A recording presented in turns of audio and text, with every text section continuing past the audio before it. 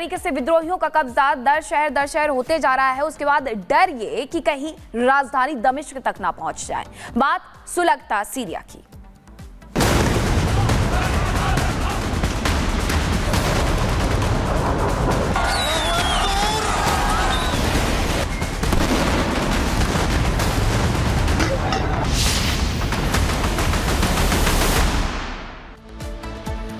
तो सीरिया की सरकार को एक के बाद एक झटके लगते जा रहे हैं। विद्रोही आगे बढ़ रहे हैं और शहरों पर कब्जा कर रहे हैं। अब एक बार फिर से एक और शहर पर कब्जा किया गया है और जो तस्वीरें सामने आ रही हैं वो ये कहने के लिए, बताने के लिए काफी है कि विद्रोही पूरी तैयारी के साथ आए हैं। ये तस्वीर देखिए, गवर्नर के महल में घुस गए हैं विद्रोही।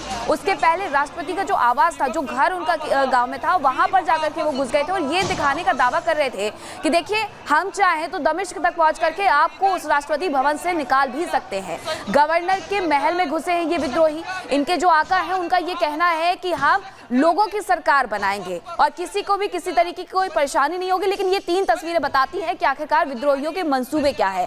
गवर्नर हाउस के अंदर घुस गए हैं, असद के महल पर उन्होंने कब्जा किया था, ये उसकी तस्वीर है, ये उसी की बानगी है। और हमा में मूर्ति तोड़ दी थी, हाफिज की ये मूर्ति तोड़ी गई थी। तो इस तरीके से सीरिया में विद्रोही आगे बढ़ते जा रहे हैं। इसी से जुड़ी हुई एक रिपोर्ट आपको दिखाते हैं। विद्रोहियों ने हिलाई असद की नींव, असद की सेना ने किया सरेंडर। क्या होगा सीरिया के अंदर? एचटीएस का टारगेट दमिश्क।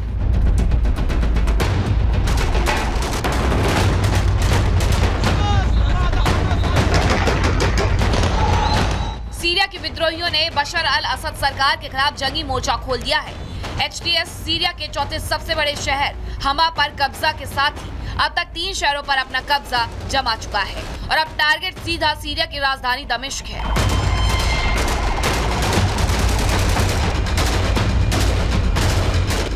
हयात तहरीर अल शाम के फाइटर ने पहले सीरिया के अलेप्पो पर कब्जा किया, फिर हमा की तरफ आगे बढ़ते हुए उसे भी अपने कब्जे में ले लिया और अब उन्होंने होम्स पर भी फतह हासिल कर ली है। एचटीएस के लड़ाके सीरियाई सेना की डिफेंस लाइन को तोड़ लगातार आगे बढ़ रहे हैं। तो बेकाबू लड़ाकों के सामने सीरियाई सेना सरेंडर करती दिख रही है। सीरिया की सेना पीछे हटने को मजबूर है और असद सरकार की सेना के हथियारों पर एचटीएस विद्रोही कब्जा करते जा रहे हैं।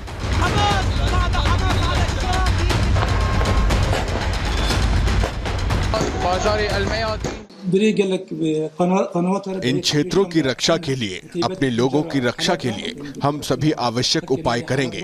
हमारा अन्य समूहों के खिलाफ लड़ने की कोई योजना नहीं है।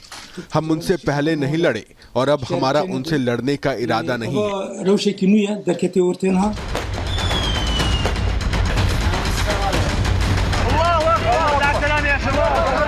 विद्रोहियों के सामने सीरिया की सेना कमजोर पड़ती दिख रही है, जिससे सीरिया में न सिर्फ असद सरकार पर खतरा मंडरा रहा है, बल्कि सीरिया में रूसी सेना का प्रभुत्व भी खतरे में है। तो सवाल यही है कि क्या अब सीरिया में असद और पुतिन का दुर्ग कुछ ही घंटों में ढहने वाला है?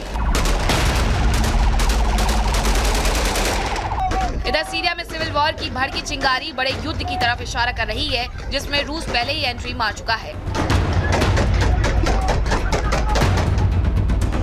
और अब तुर्की, इजराइल, अमेरिका, ईरान और इराक भी इस नई जंग में कूदने को तैयार है। Bureau report, Republic Bharat.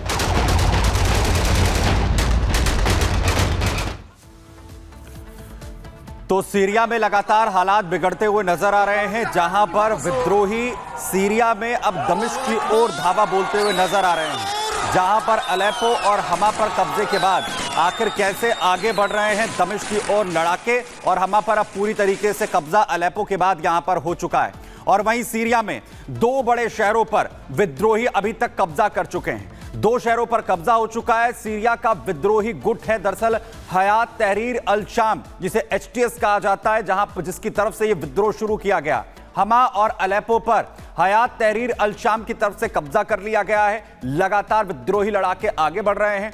Syria के होम शहर की तरफ अब एचटीएस के लड़ाके हमा के बाद बढ़ते हुए नजर आ रहे हैं। एसटीएफ के डर से शिया समुदाय के लोग शहर से भागने लगे हैं। लगातार लोग पलायन कर रहे हैं। विद्रोहियों को रोकने के लिए सेना ने हाईवे को पूरी तरीके से तबाह कर दिया है। वहीं ईरानी जनरल्स को सीरिया से निकाला जा रहा है बाहर। उन्हें बाहर जाने के लिए कहा गया है। आपको बताएं कि सरकार को लगातार ईरान की तरफ से मदद मिलती है और अब यह कोशिश हो रही है कि आईआरजीएस और ईरानी जनरल्स को सीरिया से बाहर खदेड़ा जाए। आपको बता दें, भारतीय नागरिकों को तुरंत सीरिया छोड़ने के आदेश दिए गए हैं। भारतीय विदेश मंत्रालय ने एडवाइजरी जारी की है। लोगों से सीरिया की यात्रा से बचने की सलाह भी दी गई है।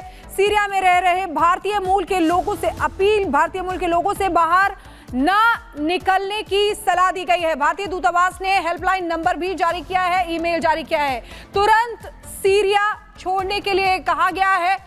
भारतीय विदेश मंत्रालय ने एडवाइजरी भी जारी की है। आपको बता दें, जो हालात हैं सीरिया में उसको लेते हुए ये फैसला लिया गया है। उसको देखते हुए लोगों से सीरिया की यात्रा से बचने की सलाह दी गई है लोगों को। और अब आपको बताते हैं कि क्या एडवाइजरी भारत की तरफ से जारी की गई है। सीरिया के 2 बड़े शहरों पर विद्रोही गुट का कब्जा है। भारतीय विदेश मंत्रालय ने एडवाइजरी इसी को देखते हुए जारी की गई है, क्योंकि वहां पर हालात खराब होते जा रहे हैं। लोगों से सीरिया की यात्रा से बचने की भी सलाह दी गई है।